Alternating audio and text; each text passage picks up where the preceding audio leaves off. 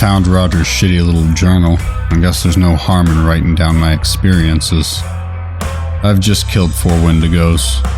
I guess I'm pretty tired. Under normal circumstances, killing wendigos is very, very hard. It takes multiple people, skills, guns, and fire. Lots of fire.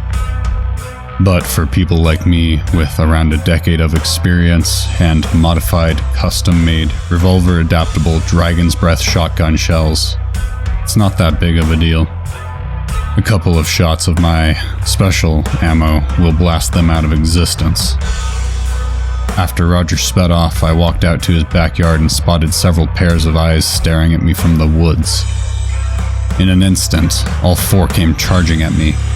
I knew that my gun was a single-shot revolver, so I had to make my shots count. I immediately fired a bullet into one of the wendigos, causing its shoulder to explode in a massive fireball.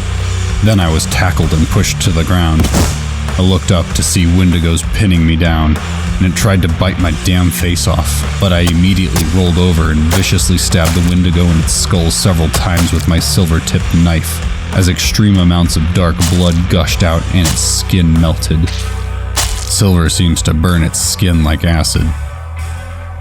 Once it stopped moving, after I twisted the blade, I stood up and windmilled my knife at another wendigo which was charging at me with its antlers ready to strike.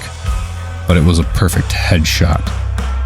Learned after a decade of experience, I pulled out my single-shot revolver, chambered a massive round, and pulled back the hammer, just as the last wendigo came charging, leaving the thick tree line.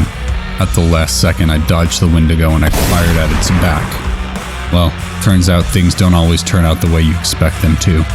For me, I expected the bullet to hit the wendigo and explode its organs right back to hell in a blazing display. But it didn't. I missed. And let me just say, I'm an amazing gunman and marksman. I can shoot 2 moving targets in the air with one eye closed before they hit the ground, and I'm almost immune to any kind of recoil whatsoever, which I learned after a shitload of training. I'm so good at aiming and shooting, I could fire a revolver like a sniper and hit a target over a mile away under the right conditions. So, imagine my shock when I missed my target 3 feet away. As soon as my brain registered the fact that I missed the wendigo, the "oh shit" alarms started to go off in my head. The bullet harmlessly missed and hit a tree, and it exploded, blowing up the small tree.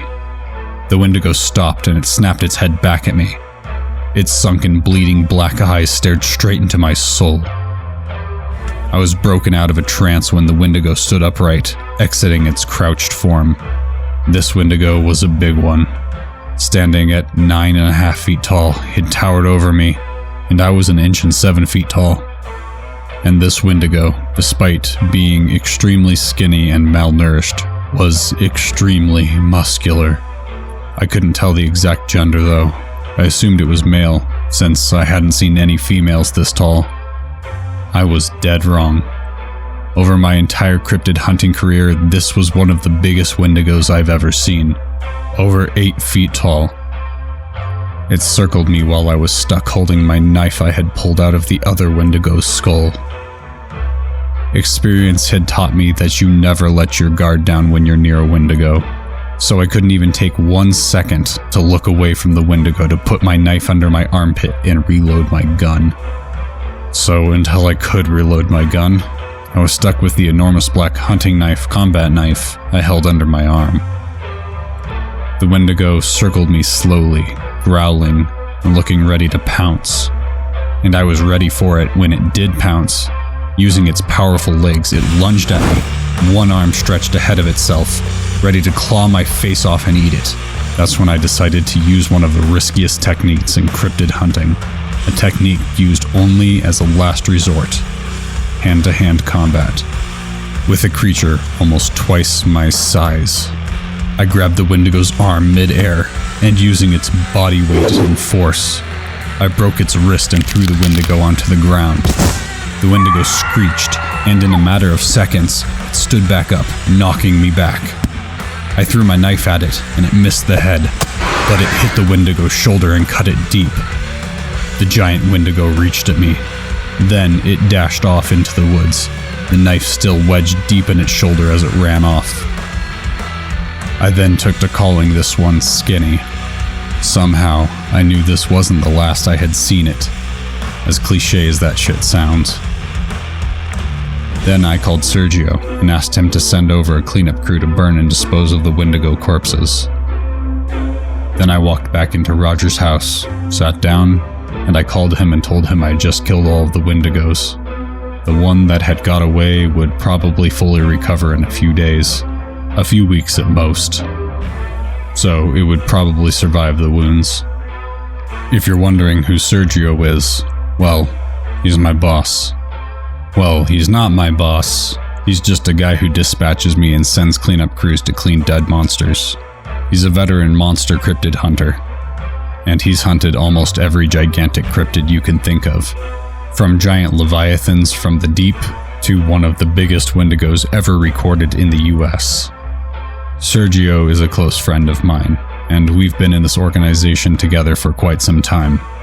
We even ran into a man and his pet wendigo brutally killing a bunch of anglers not so far from here, and Sergio and I ended up recruiting him. We're an organization, if you can even call it that, and we cryptid hunters are a loosely organized group, even though there are monster cryptid hunters all over the world. I joined when I was in my early 20s. I had a great love for the outdoors, as cliche as it sounds. Fishing, kayaking, hunting, camping. I did all of those things when I had free time. And free time was all I had, being unemployed and hunting for my own food. How I found the secretive organization of cryptid hunters was rather bland for how hunters get recruited. I was out deer hunting one day when I spotted a skinny, pale humanoid creature about 7 feet tall. I was quite curious, so I took a shot at it, and the creature was dead as soon as the bullet hit it. I was very excited despite the horrible odor emanating from the creature. I carried it back to my truck and tossed the body into the truck. The next day, I was on a local hunting forum. I was asking around, looking for anyone who could identify the creature. Of course, no one did. They were all a bunch of fucking rednecks. But one guy at a bar referred me to a man named Sergio, who he said was an avid hunter and cryptid enthusiast. So I called him, and Sergio asked if we could talk in person one day. So, Saturday afternoon we met up at my cabin. At the time, he was a tall, burly man in his late 40s with a gray beard who met me in my driveway. And as soon as he saw the dead creature, he nodded redneckly at me. "That's a crawler, son." And that's when he told me everything about cryptids.